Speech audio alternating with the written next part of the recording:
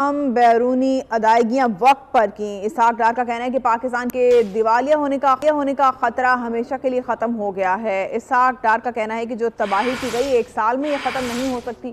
2017 میں جب اقتدار چھوڑا تو دنیا پاکستان کی تعریف کر رہی تھی۔ پی آئی اے کی ری سٹرکچرنگ کرنا ہے۔ اسحاق ڈار کا کہنا تھا کہ 4 سال میں ملکی معیشت کو 47ویں نمبر پر پہنچا دیا گیا۔ 2013 میں دہشت گردی اور لوڈ شیڈنگ کے بہت مسائل تھے۔ نگران حکومت تمام پالیسیز کو لے کر چلے تو ملک بہتر ہوگا۔ ان کا مزید کیا کہنا تھا، یہ دیکھتے ہیں۔ کیا تھا تو پاکستان اب وہ جو ڈیفالٹ کا منترا تھا، میں ہمیشہ کہتا تھا کہ آئی ایم ایف اور no I M F, Pakistan will not default. تو اللہ کے فضل سے ہم نے اپنے پورے ارینجمنٹس کیے تھے، ہر چیز آپ کو یاد ہے فچ نے اپریل کے اینڈ میں اناؤنس کر دیا کہ پاکستان نے $3.7 بلین دینے اگلے 2 مہینے میں، اور پاکستان کے پاس اتنے اسٹیٹ بینک میں ریزروز ہی نہیں ہے۔ تو میں نے فوراً ریئیکٹ کیا تھا کہ پاکستان نے پورے ارینجمنٹس کیے ہوئے اگلے 2 مہینے کی پیمنٹس میں۔ تو آپ نے دیکھا کہ نہ ہم نے بانڈ کو ڈیفر کیا، جو کہتے تھے 2 سال پاکستان کا بانڈ دسمبر 22 کا نہیں پے ہوگا، نہ ہم نے پیرس کلب میں گئے جو کہتے تھے کہ یہ پاکستان، یہ میرے جانے سے پہلے کی بات ہے، سپٹمبر 2022 کے اینڈ سے پہلے کی باتیں ہیں۔ اگر اللہ تعالیٰ نے ہمیں موقع دیا، آپ کو یاد ہوگا 2013 میں اکانومی کا برا حال تھا اور Pakistan macro economic unstable country declared تھا۔ آپ کو یاد ہوگا کہ پاکستان میں ٹیررزم کے جو اٹیکس ہوتے تھے، ہر ہفتے کئی اٹیکس ہوتے تھے۔ آپ کو یاد ہوگا بجلی کی لوڈ شیڈنگ 18 گھنٹے ہوتی تھی۔ ہماری پارٹی نے، میاں نواز شریف نے وعدہ کیا تھا کہ ہم اکانومی کو بھی ٹھیک کریں گے، ہم اس اندھیروں کو بھی دور کریں گے، اور ہم ٹیررزم سے بھی ہم اس کو لڑیں گے۔ ہم نے الحمدللہ اکانومی وہاں لے گئے جہاں آپ کی دنیا کی 24ویں معیشت بن گئی، ساری دنیا موترف تھی۔ آپ کو G20 میں پرائز کوپر نے، واٹر ہاؤس کوپر نے کہہ دیا کہ آپ چند سالوں میں چلے جائیں گے۔ ہم نے اندھیرے ختم کیے، ہم نے انویسٹمنٹ کی، اور ہم نے پاکستان کو لوڈ شیڈنگ فری کر کے ڈیلیور کیا۔ ہم نے 2014 میں بہت بڑا فیصلہ میاں نواز شریف نے کیا کہ جی ہم اس ٹیررزم کے خلاف جہاد کریں گے۔ ہم نے ضرب عضب شروع کی، اس کے ہم نے ضرب اپنا رد الفساد شروع کی، اور کراچی کا آپریشن سب سے پہلے شروع کیا، سپٹمبر 2013 میں شروع کر دیا۔ وہ کوئی سستے کام نہیں ہوتے، اربوں، ہنڈریڈز آف بلینز خرچ ہوتے ہیں، اور ہم نے وہ خرچ کیے 4 سال۔ تو میں سمجھتا ہوں کہ ہماری ایک ہسٹری ہے، اور پھر ہم نے آپ کو اکانومی ڈیلیور کی میاں نواز شریف صاحب کی قیادت میں۔ انشاءاللہ اگر اللہ قوم موقع دیتی ہے، عوام موقع دیتی ہے، یہ تو ایک 14-15 مہینے کی ایک قسم کی بیٹل تھی۔ اگر یہ نہ ہوتا تو خدا نہ خواستہ شاید پاکستان ڈیفالٹ کر جاتا۔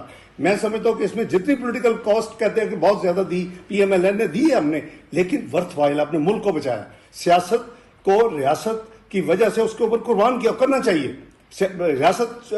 تو یہ 3-4 سال کے عرصے میں دوبارہ پاکستان ری سیٹ ہو سکتا ہے، جو کہ 5 سال کی تباہی کا جو منظر نامہ ہے اس کو ریورس کرنا پڑے گا۔ جب ہم آئے تھے 2013 میں، اور جب ہم 2017 میں پاکستان میاں نواز شریف صاحب کی قیادت میں چھوڑا، lowest inflation 2% food inflation, 4% general inflation, 6% آپ کی GDP growth, best stock market of South Asia, 5th best in the world, highest foreign exchange reserves. یہ پاکستان کی پرفارمنس تھی، اور دنیا تمام پاکستان کی تعریفیں کر رہی تھی۔ اسحاق ڈار کا کہنا تھا کہ ہم نے تمام تر بیرونی ادائیگیاں وقت پر کی ہیں۔ پاکستان کی دیوالیہ ہونے کا خطرہ ہمیشہ کے لیے ٹل گیا ہے۔ آئی ایم ایف ہوتا یا نہ ہوتا، پاکستان ڈیفالٹ نہیں ہو سکتا تھا۔ ہم نے اپنی تیاری کر رکھی تھی، لیکن یہ 1-1.5 سال کی جو جنگ ہم نے لڑی ہے معاشی طور پر، یہ اگر ہم اتنے سخت فیصلے نہ لیتے تو پاکستان ڈیفالٹ کر سکتا تھا۔ اسحاق ڈار کا یہ بھی کہنا تھا کہ پی آئی اے کی ری سٹرکچرنگ کرنی ہے۔